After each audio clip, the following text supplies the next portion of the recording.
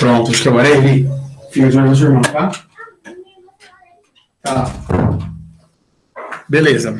Então, seguindo a vida nessa linha de raciocínio, tá todo mundo entendendo o que eu tô falando? Aham. Show. Vamos que vamos, então, vamos dar uma avançada, uma esticada aqui no conteúdo. Esse é o mapinha, né? Federação Russa. Entendam que a Federação Russa não é só a Rússia, mas são algumas outras províncias que lutam para serem países e que são dominados diretamente pela Rússia, tá? Que eram repúblicas soviéticas e que na desintegração da União Soviética em 1991 não conseguiram se afastar, ora porque dependem da Rússia para manter suas economias, ora porque a Rússia vai, coloca lá exércitos, põe lá bases militares russas que oprimem e obrigam esses governos, essas regiões, a se manterem leais a Moscou, tá? Então, Ossétia, Geórgia, Darguistão, vários países que estão ao sul ou sudeste aí do território, sudoeste, desculpa, né, do território russo, estão, a gente vai falar um a um, né, atravessando o que nós chamamos de conflitos separatistas. Querem se separar da Rússia, mas não conseguem, porque grande parte desse território são ricos em petróleo e gás natural. E muitos oleodutos da Rússia que chegam ao Oriente Médio e que chegam à Europa Ocidental atravessam esses países. Então existe uma disputa geopolítica muito forte até hoje entre Rússia e países do leste e países do sul, tá? Acho que isso é importante. Bom, essa parte a gente já viu, né? Então, os motivos que derrubaram a Rússia foram esses motivos aqui. A Rússia não, né? A ex-União Soviética. Excesso de burocracia, desvio de recursos, corrupção, falta de liberdade e democracia, diferenças sociais e econômicas entre o povo e os membros do Partido Comunista. Então, quem era do governo tinha tudo, quem não era do governo ficava só com o que sobra, né? E aí nós temos algumas charges aqui para vocês verem como que isso pode aparecer na prova, inclusive, né? O excesso de gastos militares é um dos principais motivos do fim da União Soviética. Tá? O excesso de gastos com a expansão, com a corrida espacial também, tá? Apesar da Rússia ter sido muitos... a Rússia contribuiu muito com a ciência mundial e contribui até hoje, é claro, e ela foi o principal país a fazer a corrida espacial até os anos 60. Então, a gente pode dizer que até os anos 60 a União Soviética foi superior aos Estados Unidos, principalmente na questão da corrida espacial, com o primeiro satélite, com o primeiro ser vivo, né, a cadela Laika, o primeiro homem na órbita da Terra, no espaço, Yuri Gagarin, e, enfim, até os anos 60 a gente pode garantir que a Rússia foi superior. Nos anos 60, com a criação da NASA, os Estados Unidos dão uma volta por cima e colocam o primeiro homem na Lua, tal, e hoje, né, a NASA é a maior, se não uma das 2 ou 3 maiores agências espaciais do mundo, tá? Dos anos 60 para cá, superioridade norte-americana. A questão dos esportes, né, das Olimpíadas, Jogos Olímpicos, principalmente, uma disputa muito grande, né, durante todo o conflito da Guerra Fria, aonde tanto os Estados Unidos quanto a Rússia tentavam provar que seus atletas eram superiores, que a sua educação e os seus esportes eram superiores, tá? Vários casos, se vocês pesquisarem, de abusos por parte desse tipo de competição, principalmente na Rússia, que transformou uma mulher em homem, literalmente. Eu não estou falando que transformou, mas estou querendo dizer que essa atleta foi tão incentivada a tomar anabolizante, hormônio, que ela literalmente mudou totalmente a característica do corpo dela, deixando um corpo feminino, tal, com traços de mulher, passando a ter um corpo masculino. Se não me engano, eu não lembro o nome dela agora, mas o esporte que ela praticou foi aquele arremesso de peso, sabe? Que você joga um disco pesado e quem arremessar mais longe é o vencedor. Já viram esse esporte aí? Sim. Tem umas histórias muito loucas, a apostila não está falando disso, eu só estou mostrando para deixar claro, tá? Diferenças sociais até o desabastecimento. Então, no final da Guerra Fria, na década de 70 e 80, enquanto a União Soviética produzia bombas e armas, faltava comida, faltava tênis, faltava roupa, tá? Então você vê os caras armados aqui com a população faminta ou passando algum tipo de necessidade, tá? Existem algumas contradições nessa história, porque tem alguns relatos de pessoas que viveram na Alemanha Oriental, que era uma Alemanha socialista, na Guerra Fria, que dizem que apesar de ser uma região obviamente mais pobre do que a Europa Ocidental, muito mais pobre, não existia desemprego, não existia fome, tá? Todo mundo tinha acesso à saúde e educação. Então tem alguns aspectos do socialismo que a gente sabe que funcionou. Outros, a maioria, a gente sabe que deve ter sido terrível, porque uma ditadura socialista jamais seria positiva, tá? Então, crise, início da década de 80, superioridade tecnológica do Ocidente. Então, enquanto a Rússia, comecei no começo da aula a falar disso, né? Enquanto a União Soviética continuava com indústrias tradicionais, siderurgia, metalurgia e agricultura e mineração, a Europa Ocidental e o Japão, os Estados Unidos, já caminhavam para uma terceira revolução industrial, ou seja, informática, telecomunicações, né, globalização, grande avanço no sistema de transportes, e isso deixou a União Soviética para trás, com certeza, tá?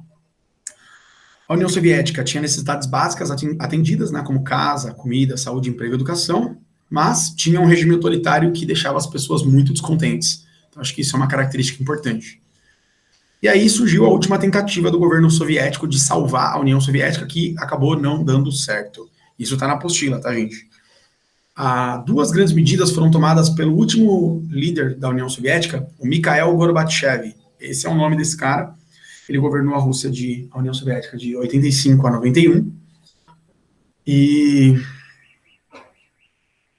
ele tentou fazer duas medidas, uma política e uma econômica. Qual foi a política? Foi a glasnost, que em português significa transparência. O que foi isso? Ele tentou democratizar a União Soviética. Ele permitiu a criação de novos partidos e convocou a população a eleger alguns políticos de algumas áreas. Então, foi uma abertura política, foi uma redemocratização política da ex-União Soviética. Acabou que a população ficou ainda mais revoltada, porque quando isso aconteceu, a situação econômica era uma das piores possíveis, e aí que a população meteu o pé na porta mesmo e começou a reclamar e criticar o governo. Para tentar salvar a economia, o Gorbachev fez a perestroika, que em português significa reestruturação, seria então uma reestruturação econômica, que na verdade nada mais é do que abrir a economia da União Soviética para investimentos de fora. Então, empresas americanas, empresas da Europa Ocidental, Japão, poderiam investir nas empresas soviéticas. Essa é uma tentativa clara de salvar a economia da União Soviética, tá?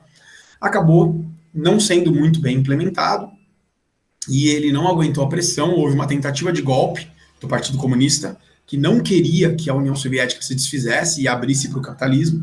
Esse golpe, felizmente, não deu certo, a população acabou não aceitando esse golpe, apoiando, então, a democratização da União Soviética, e o Mikhail Gorbachev, ele não aguentou a pressão e ele renunciou, tá? E ao renunciar, o governo foi para as mãos do primeiro presidente da Rússia capitalista, o Boris Yeltsin, tá? Que possivelmente está na apostila de vocês.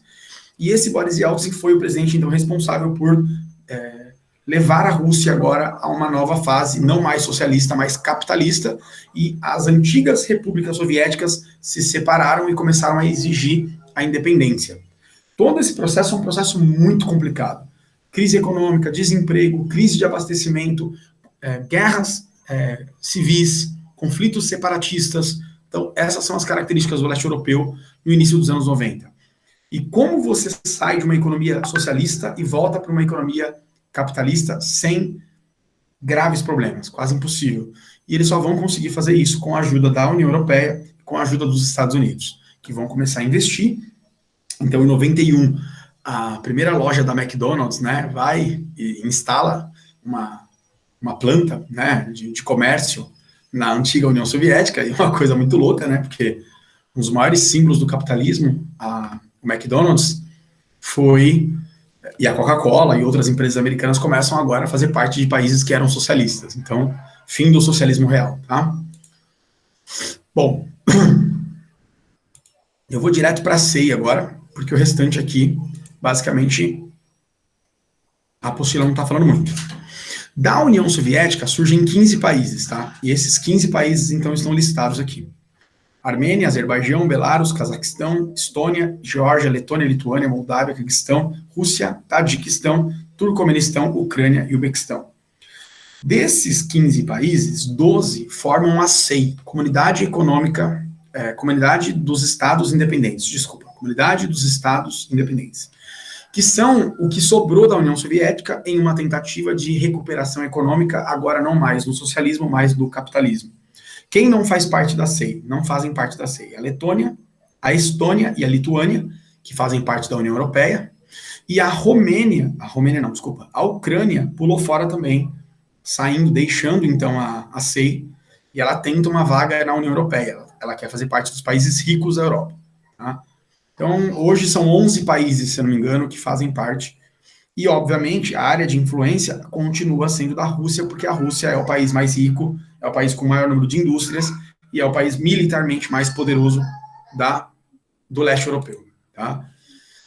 Então, eles vão passar por um processo de tentativa de modernização, tá? Resolvendo o problema do atraso tecnológico, incentivando a população à livre iniciativa, ou seja, a criação de empresas, geração de emprego, tal, que é o grande problema da Europa Oriental até hoje, né? Incorporar tecnologias mais modernas e aumentar a competitividade dos seus produtos. Venda das empresas públicas, né, que seriam então privatizadas, se tornariam empresas agora privadas, então o capitalismo começando a tomar conta e modernizando então essas empresas, e a histórica corrupção, que durante a União Soviética reinou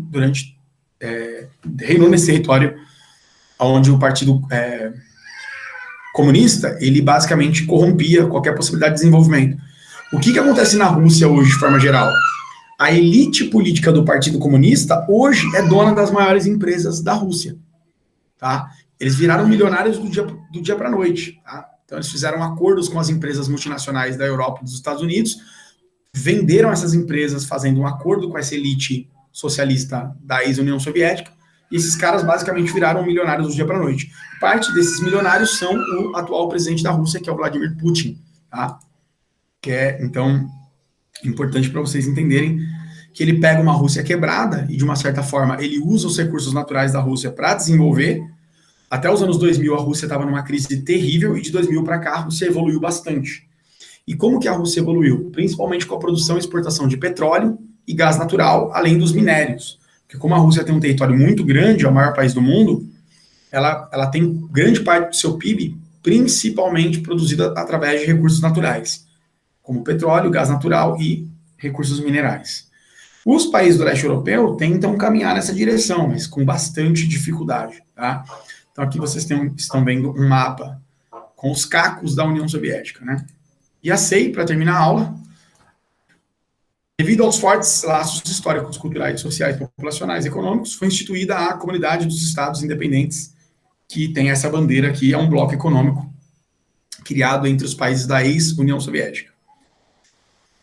Rússia, Ucrânia e Belarus assinaram um acordo em Minsk, proclamando a formação da CEI, declarando que a União das Repúblicas Socialistas Soviéticas, como sujeito da lei internacional e da realidade geopolítica, não existem mais. Então, acabou a União Soviética.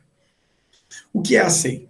É uma comunidade econômica formada pelas repúblicas da ex-União Soviética que querem se ajudar economicamente para poder se recuperar, então, de todo o histórico da Guerra Fria. Apesar de manterem laços econômicos muito estreitos, eles têm vários problemas, né, de separatismo, de guerras civis, que são herdados desde antes da própria União Soviética. Tá? Quem pulou fora, já falei, né, Letônia, Estônia e Lituânia, ingressaram na União Europeia. Tá? Quais são as características da CEI? Né? O setor agrário, privatização das propriedades agrícolas e declínio das cooperativas que pertenciam ao Estado, né? As antigas khoikhozes, que eram as fazendas coletivas. O que a União Soviética fez? Né? Ela coletivizou as terras. Então, cada cidade, cada província, os agricultores tinham lá uma propriedade de terra para produzir. Eles produziam para autossuficiência e o que sobrava eles pagavam de tributo ao governo. E o governo dividia essa produção. Então, isso não existe mais. Agora as terras estão sendo privatizadas. Então, chega um milionário lá e fala, eu vou comprar essa terra, os caras estão negociando. Fim da Comecon, fim do Conselho de Assistência à Mútua Econômica. Então, eles não têm mais ajuda nenhuma da Rússia. Economicamente falando, não tem. Desvantagem, os países apresentam um sistema produtivo pouco diversificado. tecnologicamente atrasado. Então, eles não conseguem, por exemplo, competir com a União Europeia. Desemprego, diminuição da renda das camadas sociais menos favorecidas. Então, a taxa de desemprego e a taxa de pobreza nesse país é muito grande, tanto que grande parte das populações fogem desses países para países da União Europeia. Outro problema muito grave, queda na taxa de natalidade. Eles não estão tendo filhos. Então, a população do leste europeu, ela tem, dos anos 90 para cá, diminuído bastante. E com o envelhecimento da população e a redução da natalidade, o que falta lá? Mão de obra. Então, tem países que no futuro não vão ter mais mão de obra para trabalhar. Tá? Isso é muito grave no leste europeu como um todo. Apesar disso, muitos países da CEI são grandes produtores agrícolas, especialmente a Ucrânia. Tá? A Ucrânia tem um solo muito fértil, eles estudaram comigo na primeira apostila, o Chernozion. Né? Então, isso dá a eles uma capacidade de produção de cereais muito grande, pecuária e tal, e é o que mantém, de forma geral, a riqueza deles. O comércio entre os países da CEI. Cada país passou a se integrar ao comércio internacional de maneira mais favorável aos seus interesses. A CEI tem dificuldades para se manter, pois muitos países se aproximam da União Europeia. Então, esse é o grande temor da Rússia. Por que a Rússia não quer que a CEI se desfaça e se torne membro da União Europeia? Que aí haveriam bases militares da OTAN no limite com o território da Rússia. E a Rússia, obviamente, ela quer manter a sua influência sobre esse território e manter o seu poder, mesmo que não seja o mesmo poder que eles tinham na Guerra Fria. Tá? E aí, começam os conflitos que eu vou deixar para falar nas próximas aulas.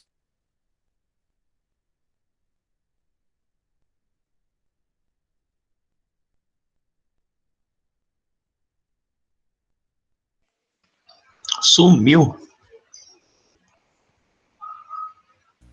Eu achando que minha internet que tava ruim. O Horácio caiu. Ora. Nossa, se você não fala, nem ia perceber, hein? Nossa, muito grosso, tio. Meu Deus, mas o Horácio saiu de fininho. Ele nem parou de falar na metade.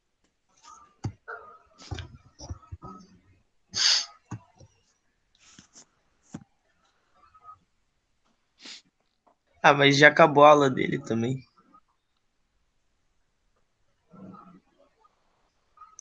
Mano, ele deve estar falando sozinho, certeza.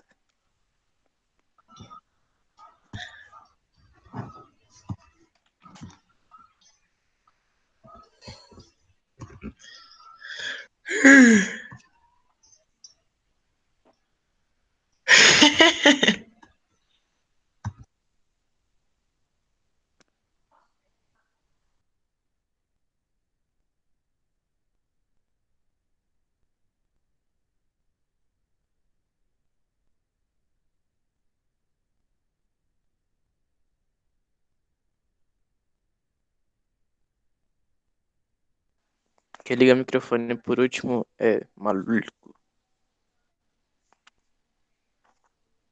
Gente, eu vou sair, tá? Beijo. Já é Eu pra sair também mesmo. vou. Falou.